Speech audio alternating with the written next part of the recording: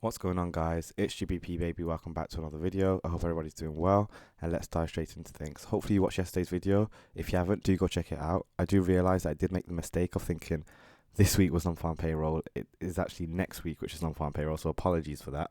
And to be honest, that did actually change not my bias but my expectations. I would have expected more of a bit more for consolidation on the Thursday if it was non-farm payroll on the Friday, but that wasn't the case. But nonetheless, let's continue, and you can see that we had an expansion to the upside, just as anticipated, on Thursday, running out that Wednesday high and finally taking out that Monday high as well.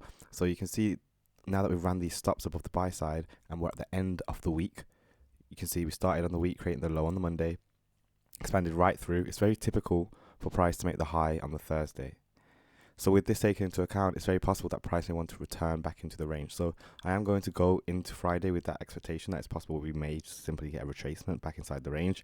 Remember, my original draw was up here, and price still can go up there, especially considering we do have some high impact news with the Michigan consumer sentiment. So with that taken into account, there is still, room for error in terms of price wanting to continue to the upside. However, if not, then I'll be looking at the equilibrium of the weekly range. And to do that, I just simply look at the low, which was created on Monday, look at the high, and you can see that equilibrium is just below this fair value gap. So honestly, it all depends on how price treats the London session.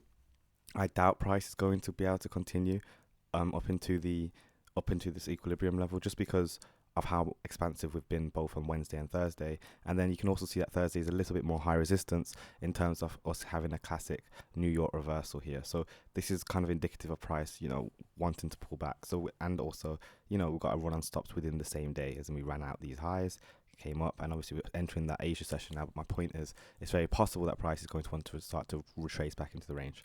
So as much as I want to see price trade up there, I'm expecting price to simply pull back into the range, and it'll be nice if we can close at equilibrium, because that would be a very, very classic week for us if that's the case. So again, equilibrium is simply below this fair value gap. So what I'm going to do is, not fair value gap, well, inverted fair value gap, but I'm going to get rid of that, and I will simply mark out the equilibrium point like so. And again, it depends on the London session. If London shows a weakness, then I'd expect a continuation in the New York session to start pushing back inside the range and reaching that equilibrium price point. Other than that, I doubt price is going to want to roll over and into that buy side liquidity pool, into that equilibrium level I drew out on Monday. So I hope that all makes sense, guys. But we've had a very, very strong week this week, pretty much called every single day. So it's nice to see some beautiful price action after a while. Like I said, it is February, and if you've been following me for a while, you'll know that I was waiting for February for things to loosen up, and this is what I mean in terms of the ease of being able to navigate and move within the market. So it's nice that we've had that. So now let's head on to GBP USD, and we've had beautiful continuation to the downside. Again, if you watched yesterday's video, I said I want to see price continue to trade down. You can see we took out that Monday low and continue to aggressively expand down. And like I said, this was my original draw right here. However, I doubt price is going to want to continue. It can, but I think if it is, it's going to be very high resistance. But I'd rather ideally see some kind of return to equilibrium in terms of the range that's been created. Now, what's interesting here is the high was created on Wednesday on pound. That's not very usual. So that means that, again, typically the low will get created on Thursday, which is even more reason as to why I'd expect price to want to return back into the range. Now, the low can get made on a Friday. It's just, it'll be nice to see if we can return up to some kind of equilibrium level in line with dollar. Remember, we're tracing back inside the range. So pretty simple. But if you just look at how he nailed that this week, expanded to the downside. I did get out of my position a little bit early just because I wasn't too confident. And I wasn't too confident because I thought it was non-farm payroll week. So I wanted to get out of my position early.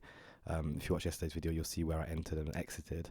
But if I had looked at the news properly, I would have simply held with the expectation that Thursday was going to finish it off, and then, we're going to return back into equilibrium as we enter Friday. So, yeah, pretty cool week, guys. Don't forget to join the Discord server. I am active in there. And finally, let's finish up on Euro USD. You can see price came back up into this range. I spoke about this yesterday, this range that's drawn out. And if you watch yesterday's video, you remember me saying the 50% level needs to be respected. And then look what happens here at midnight on, oh no, sorry, not midnight. Look what happens here at 9 a.m. today. We trade up to that 50% level. Yes, we wicked above it, but my point is volume respected it. We tapped the 50% level and price continues to the downside, but there is a lot more strength on Euro. So this retracement back into the range, which I'm anticipating on Euro, bear in mind we do have some high impact news tomorrow morning.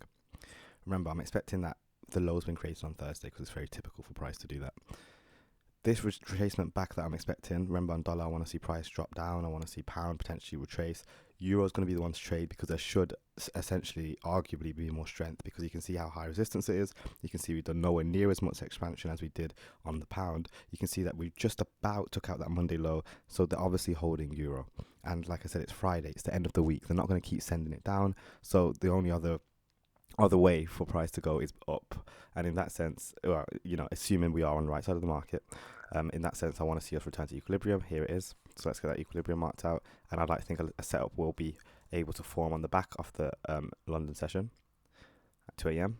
So I'll be looking for setups then with the expectation to run that and maybe back into this range, but very heavy consolidation as you can see today, so not the cleanest on euro. But yeah, that's going to be everything, guys. I hope that will make sense. Don't forget to drop a like, drop a comment, smash subscribe, join the main English, join the Discord. All of the links are in the description. And I'll catch you guys on Sunday. Peace.